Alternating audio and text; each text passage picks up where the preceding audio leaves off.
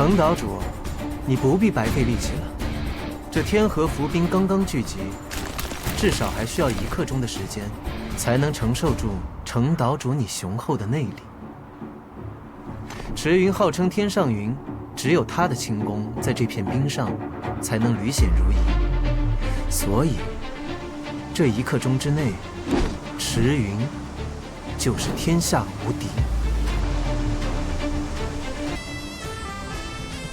哼，那就再试试。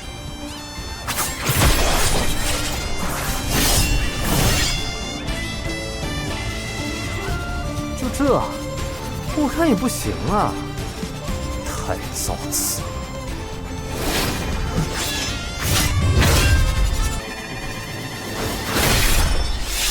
师兄，师兄别激动。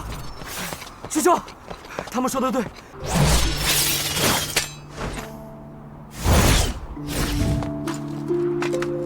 帅！就这1刻钟，我看你能跑到哪儿去？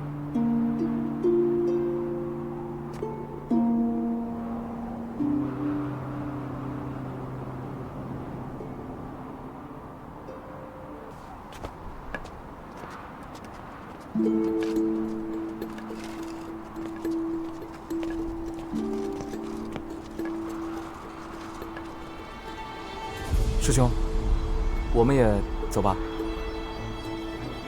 让我缓缓。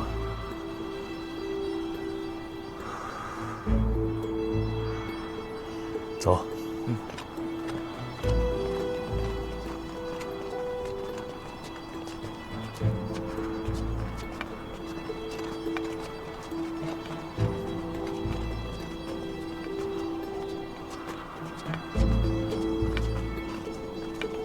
唐狐狸，这地怎么踩着这么不踏实？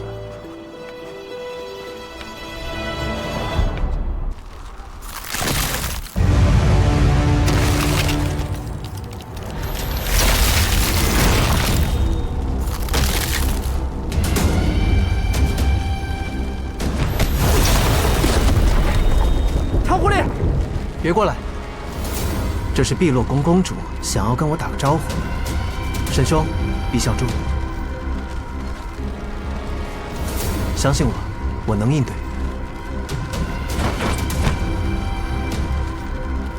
程岛主，恐怕我们只能同行到此了。小心！阿雪姑娘。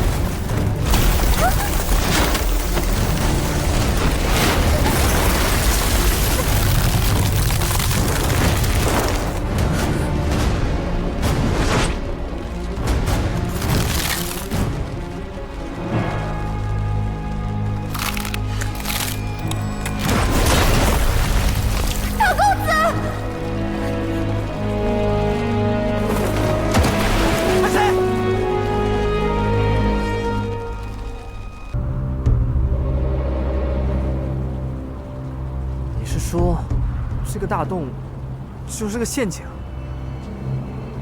唐丽斯去碧落宫偷过东西，婉玉公主定会加强戒备。这不就是在家门口开个大洞吗？有时候最简单的方式就是最好的方式，尤其对付唐丽斯这样的聪明人。此处寒冷异常，一经落水，就算能爬上来，也会功力大减。完了，你们看，碎冰就要将天河掩盖了。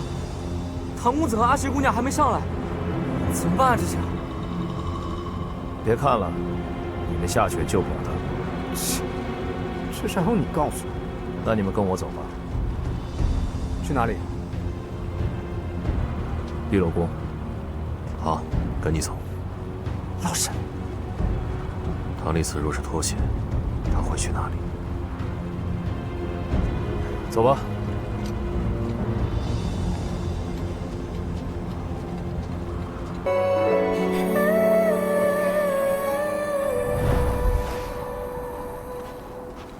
这就是碧落宫，终于到了，赶紧进去。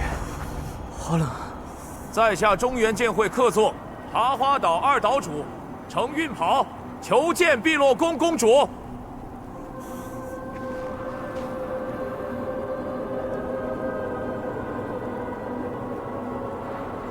怎么没动静？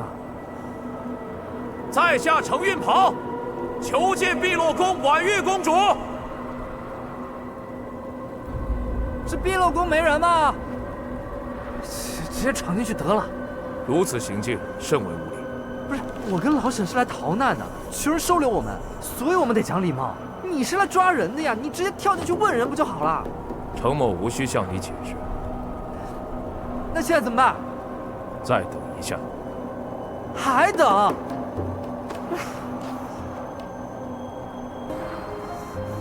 师兄，你真的不冷吗？不冷。死要面子活受罪，我们还要在这等多久啊？中原监会全像你一样，不懂变通吗？有点耐心。那个鬼！碧落宫的人听着，再不把门打开，我面前这个伤剑天寒程运袍，马上就要杀进去。碧落宫向来不迎外宾，只怕是我们在这儿等上3天3夜，他们也不会开门。唐丽慈是真死了，还是被天河冰川冲到下游，回不来了？我早就说过要去找唐狐狸了。程道主，就此别过了。去哪儿找？沿着下游找啊。石大哥，师弟，你叫他什么？石匪，不如我们先宿一晚。若明日唐贼还没回来，咱们再去找唐贼也不迟。很好，去那边背诵《茶花道门规》第11条，背诵20次，大声念出来。师兄，30次。茶花岛门规第11条，正邪不两立，持身须方正。若遇于妇人，念什么呢？师兄，有人。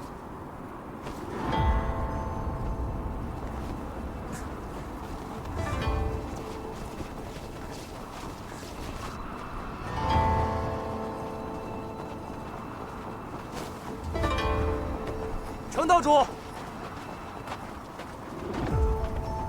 一阙阴阳的帮凶，贼首唐丽慈何在？已掉入天河之下，不知所踪。天河水奇寒彻骨，无法下水搜寻。诸位在此找不到所要寻之人，不如下山沿河去搜。既然如此，岛主为何还在此处逗留？我要拜访碧落宫公主。那他们2个为什么也守在这里？诸位，一阙阴阳唐丽慈不知所踪，我们不如以逸待劳，就地休整，陪程道主好好等一等。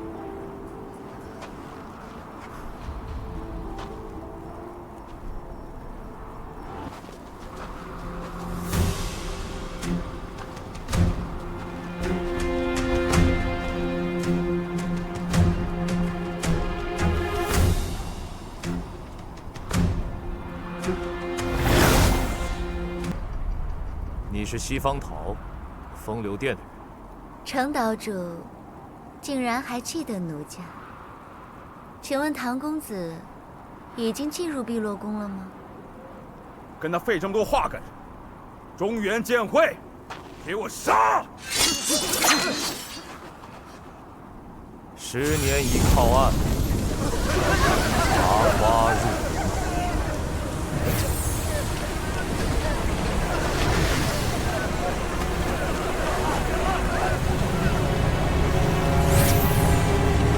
谁来？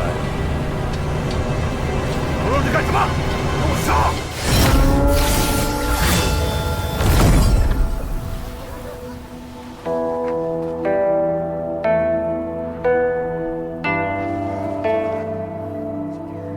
父尊，这样一曲纸上，你敢打吗？但凡我们再流露出一丝战意，这首平静的曲子便会化为阴伤。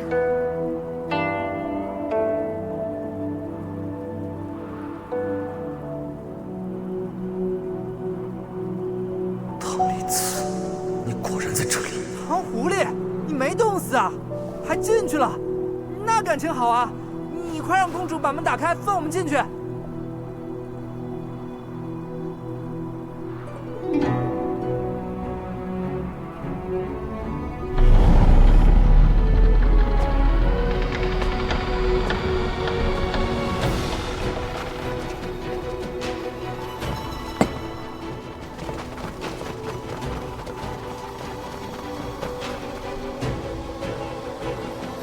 宫和唐离寺结盟了，怎么办？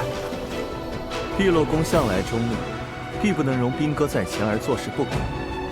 你先后将两方势力引到碧落宫，再以琴声高调相助剑会，这样风流殿必会以为本宫已与你与剑会已经达成同盟，你便可顺理成章地逼本宫卷入此事。公主有命，邀请程刀珠等中原剑会人士进碧落宫做客。你们碧落宫是要跟我们风流殿作对吗？我劝你们，在做出威胁之前，先考虑清楚自身的能耐。天河之下，不乏尸体。龟孙子，有种就留下！等着，你还欠老子2巴掌！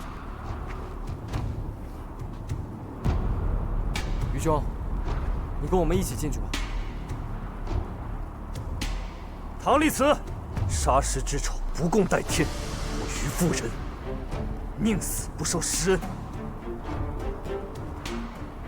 今日就算身死，我剑王城也要挡一挡这风流殿。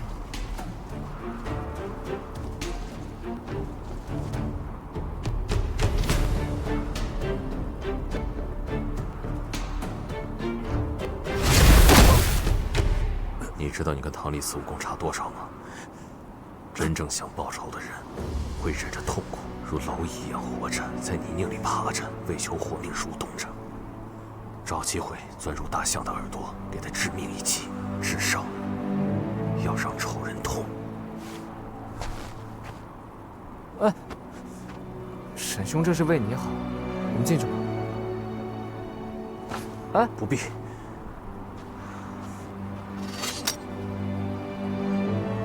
哎，于兄，等等我。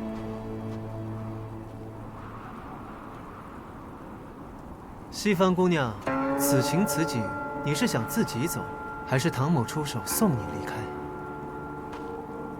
唐公子，上次匆匆一别，奴家甚是想念。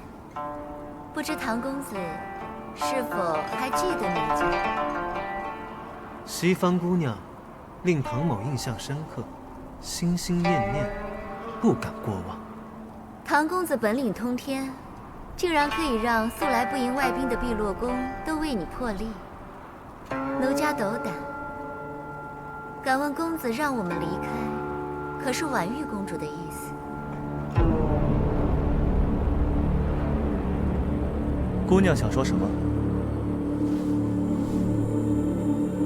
奴家风流殿西宫公主西方堂，这位是东宫公主栩翠，仅代表风流殿求访婉玉公主，还请婉玉公主也为我们破例。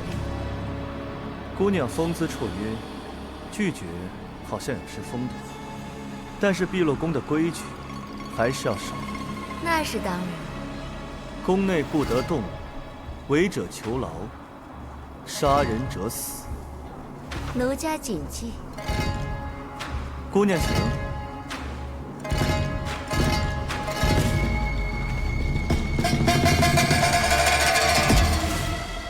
唐公子，你以为你真的能拿捏本宫的心思？婉玉公主，岂是唐某可以掌控的？棋逢对手，方显有趣，不是吗？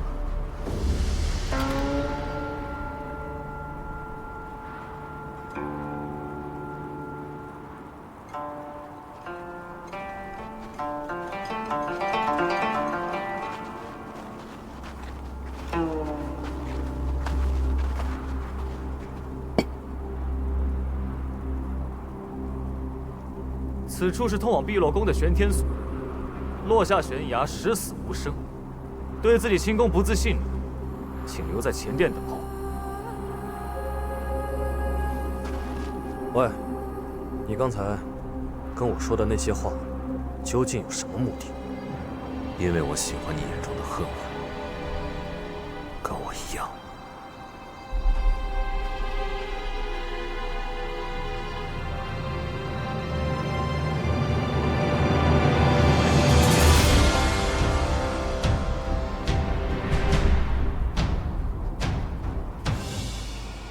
诸位，这边请。这群宵小为何也进了碧落宫？公主也邀请了他们，所以他们与诸位一样，同为碧落宫的客人。今日已晚，还请诸位在紫霄院中暂宿一下。其余过不了玄天所的江湖同道，已经在城中闭所安置。关于今晚的规矩，我只说一次，请诸位务必仔细听好。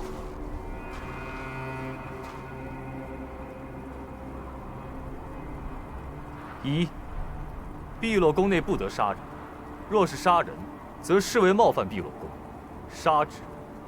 二，今晚会有人在紫霄院内巡逻，巡逻的时候不能发现有人动武，若是发现，则会被关入囚牢。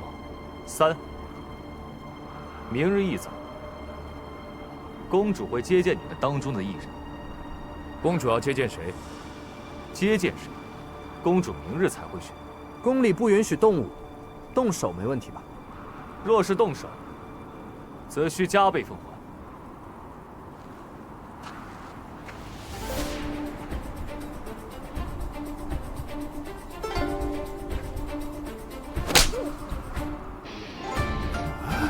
我打他1巴掌，还他2巴掌，行吗？哎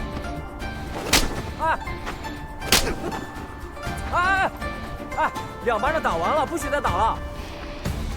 师妹，你没事吧？刚才那1巴掌，是你欠我的。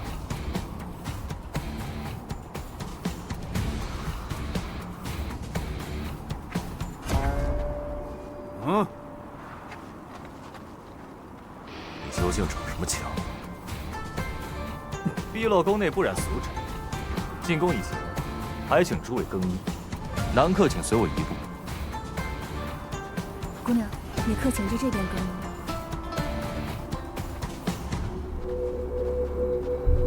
雨兄，走啊！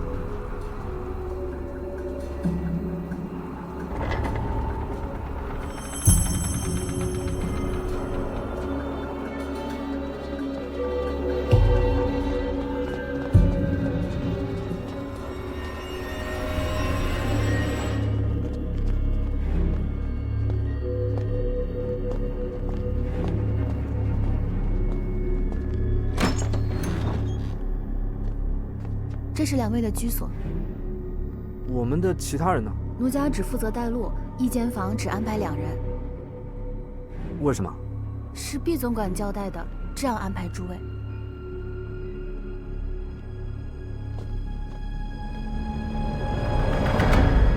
你在房间等我，我去找人。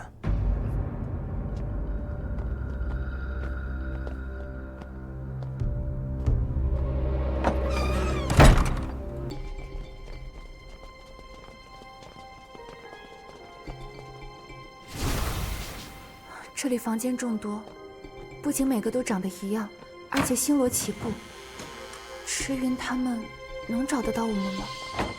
沈狼魂是善于潜伏搜索的高手，在剑王城他就可以随意来动，说不定此刻已经在门口了。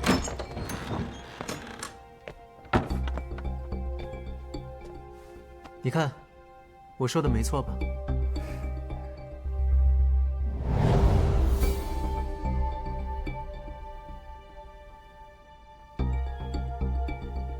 唐狐狸，我们现在要干嘛？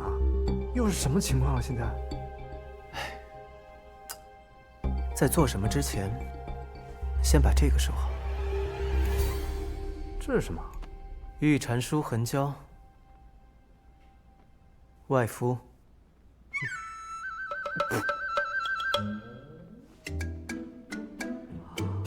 好兄弟。事情还得从剑王城一战之后说起。我接下了于气凤那一记西风斩荒火之后，被普珠先生救下，就在你们找到我的那间竹屋里。怎样的约定？碧落宫。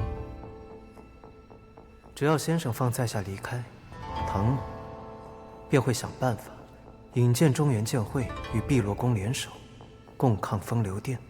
中原剑会早些年亦曾派人去接触，皆无功而返，甚至连婉玉公主的面都没有见到。你要如何引荐？ 4年前，唐某自碧落宫偷得埋葬老公主的不朽金冠。婉玉公主若想寻回先人棺木，那就非得见上唐某一面不可。风流殿盘根错节，耳目众多，若剑会想要联合碧落宫的消息泄露，风流殿一定会出手阻挠，甚至会派人抢先一步试图与其结盟。唐某现在是一雀阴阳的嫌疑人，剑会可趁在下前往碧落宫时，派出使者假意追捕唐某，以此掩人耳目。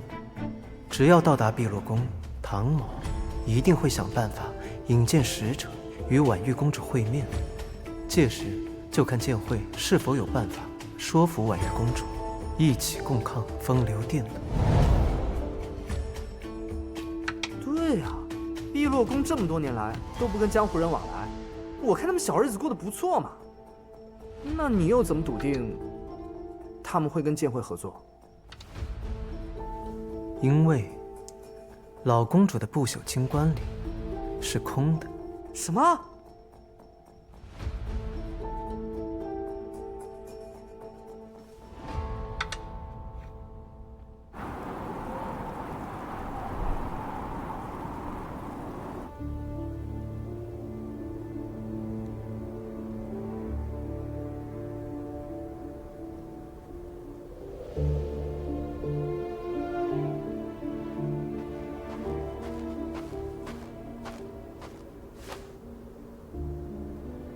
已按照公主吩咐，将访客2人1房，安置在紫霄院各处。不回故土，绝不下葬。婉玉一脉要回中原。公主，一雀阴阳已死，前朝早已覆灭，婉玉一脉重回中原，只是一念之间。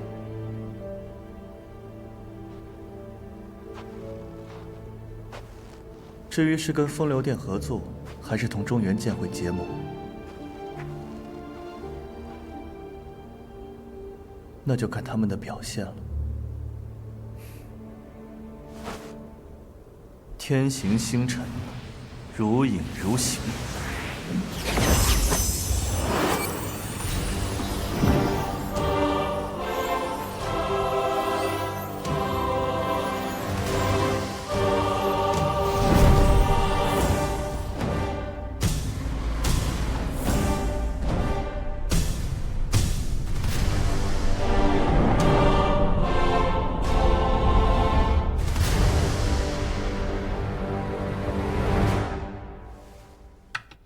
你发现棺木是空的，你就猜到老公主有落叶归根的想法？见到婉玉公主之后，我更加确定自己的猜测。难道婉玉公主不想安葬令尊？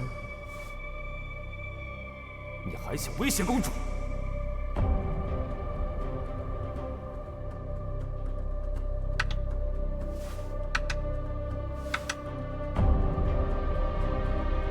不是我说，唐狐狸，你这脑袋里面一天天装的什么？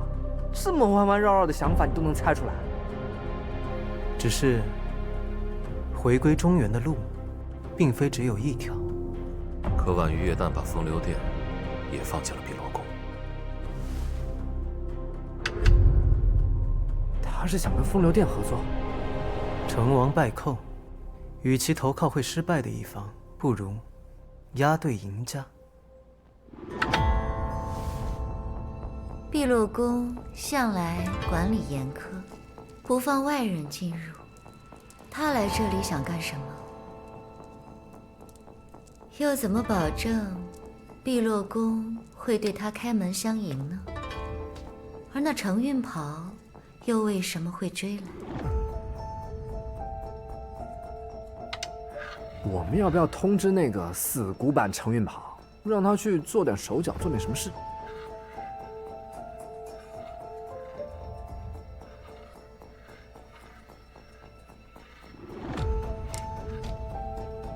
所以师兄不是来抓唐公子的。为防泄密，此事只有剑主、普珠先生与我3人知道。你性格老实，我怕你露出破绽。那为什么在城外就要抓唐公子？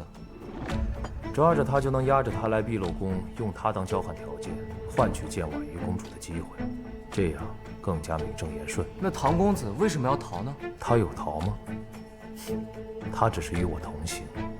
程运袍的目的根本就不是唐离辞，唐离辞只是一个引子，递出了一条栈道，而他暗度陈仓，让程运袍进入碧落宫，才是目的。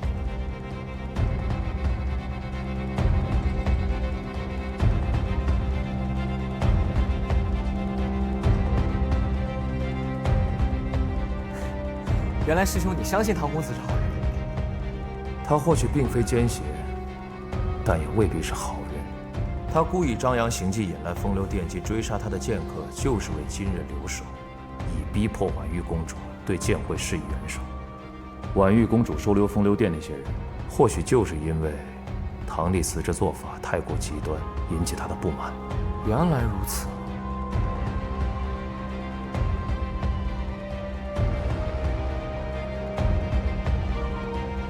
目前尚没有程岛主的用武之地。今夜最为棘手的是西方桃。这个姑娘的城府不在流眼之下。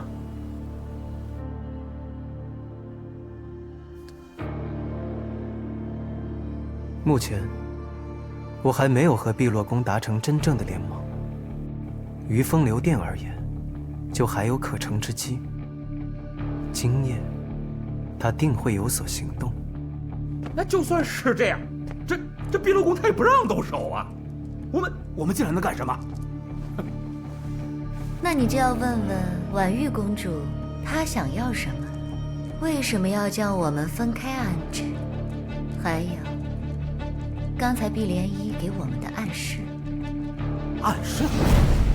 他们有7个人，你们只有5个，这样对你们不公平。公主不只看结果，还看表现。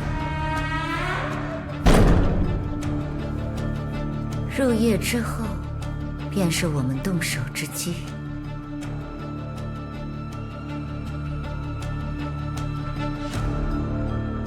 入夜不是有守卫巡逻吗？怎么行动？或许是想让我们避开这些人行动。婉玉公主故意将我们所有人分开安置，是一定想让我们在这紫霄院中做一些事情，而这些事情就是给我们的考验。若是做对了，她就会跟剑会合作；若是做错了，婉玉公主觉得我们是笨蛋，碧落宫就会和风流殿合作。那我们应该做什么？无论做什么之前，都要弄清楚这场游戏的规则。这场游戏的规则不就是不能动武吗？或许，这未必是规则，而是漏洞。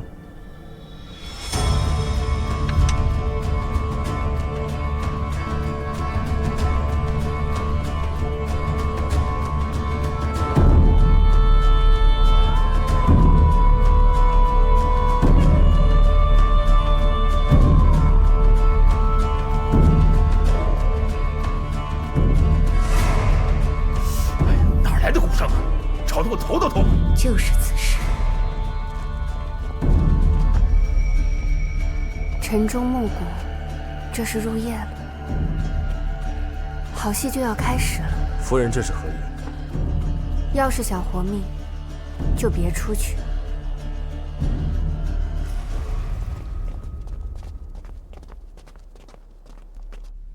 这群邪佞绝不会坐以待毙。趁现在入夜，我去探探他们有何打算，最好能早他们一步见到婉玉公主。你留在此处，不要轻举妄动，等我消息。好，若是遇到危险，就喊。这么心急？师兄不是路痴吗？他一个人。师兄，师兄，师兄！公主，有6个人离开了房间。如你所料，他们开始行动了。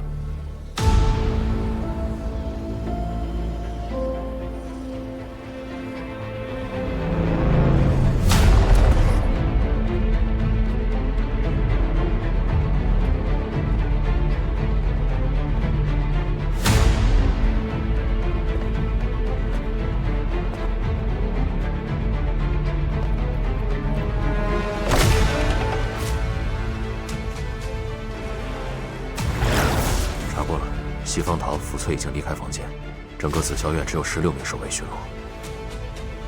太少了，看来西方桃也察觉到了关键。察觉出关键之人，便是对立阵营的关键。他们往哪个方向去？西方桃往西，福翠往东。整个紫霄院状如棋阁，廊道绵延，房间众多，但他们没有逆影术，想要查清所有房间不容易。好，我去找西方桃，你跟着福翠，照计划行动。好。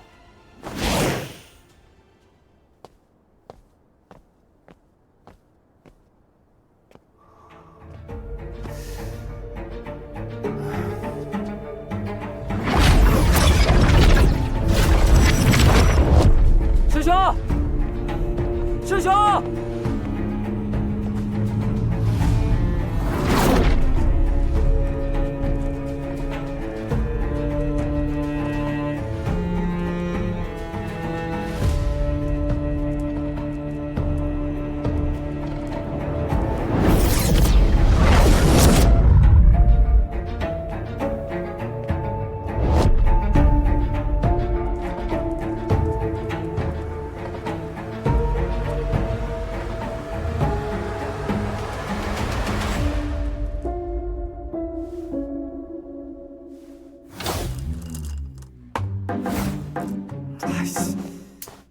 我们在这干等着也太无聊了，我也想出去找人啊！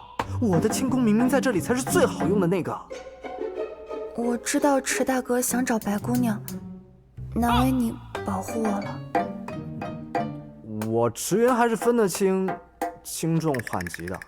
我们在行动，他们肯定也在行动。此时双方的后方才是最薄弱的地方。哎，罢了。在剑王城我就大意过一次，这回我一定保护好你，也好。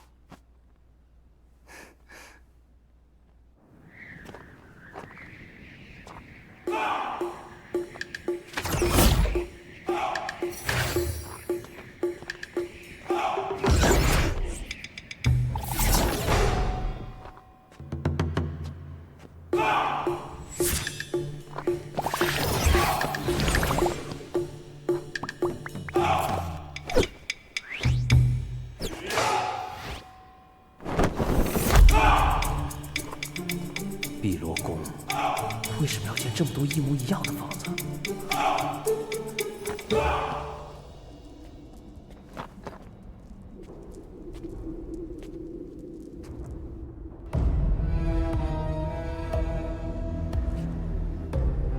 师兄，师兄！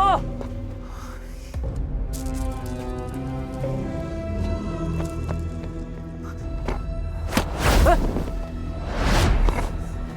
唐公子，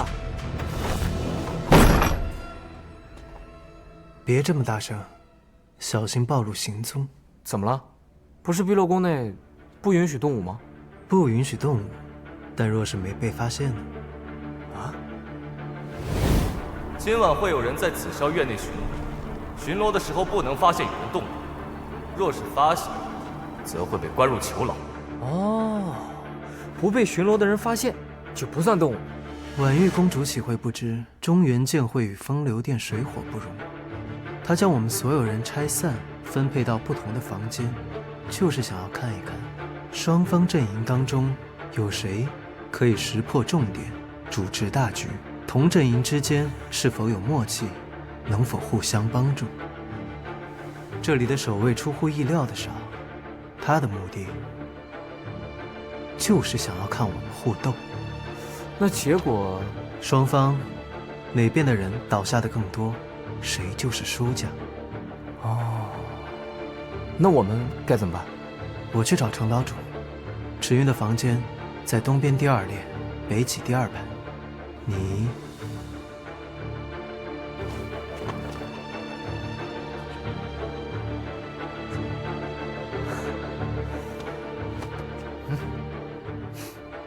程岛主，你可千万要小心啊！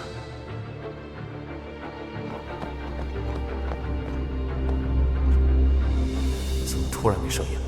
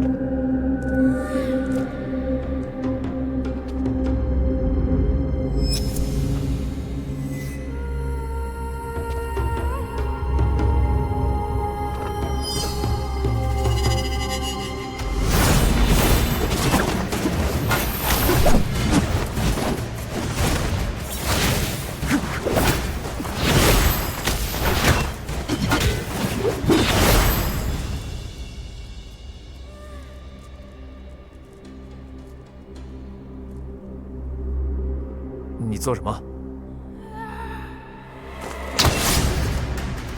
太阿剑。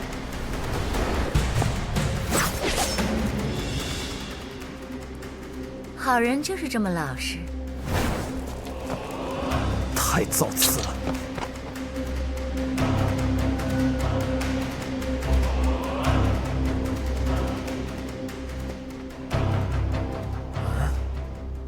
躲哪儿去了？看我把你揪出来！是你，唐丽慈。风流殿那个妖女坏了规矩，她动武了。程岛主准备去跟谁告状呀？只要没被发现，就不算破坏规矩。可是剑主的信物太阿剑被他抢走了。古稀潭，他在往东过2个廊亭，左转的第1间房与池云一起。你先去找他们，保存实力。我去夺回太阿剑。我能信你？若是不信我，你还能信谁呢？程岛主，程岛主，那边是洞。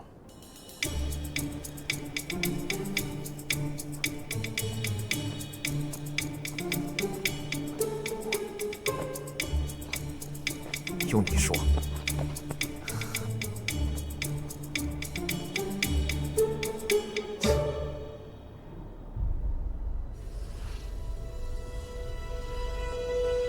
公主认为，谁会获胜？嘘，毕总管，星爷，以目观之，以心察之。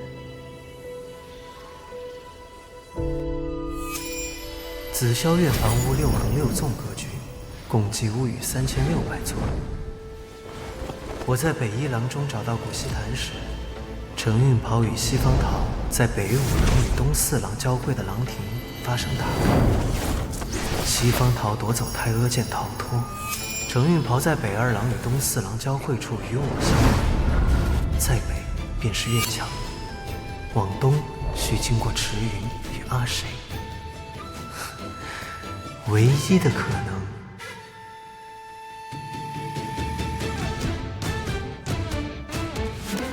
武林中有很多规矩，我们出售武林的时候，就知道很多事情不能做，奸淫掳掠、杀人放火。有些人无视这些规矩，但是他们有自己的规矩。比如池云是大盗，但只盗不义之财；沈郎魂也只受雇杀江湖人，不伤老弱妇孺。确实如此，但是总有些人不守规矩。比如说风流殿，正道之人无一不想除之而后快。在这江湖之中，除了规矩，还有其他的一些东西，那是一条模糊的界限。有些人能在不破坏规矩的前提下，利用规矩之间的漏洞，这才是最终能生存的人。而这些人最终都会变成另一种人。公主指的是制定规矩的人，那才是碧落宫值得结盟的对象。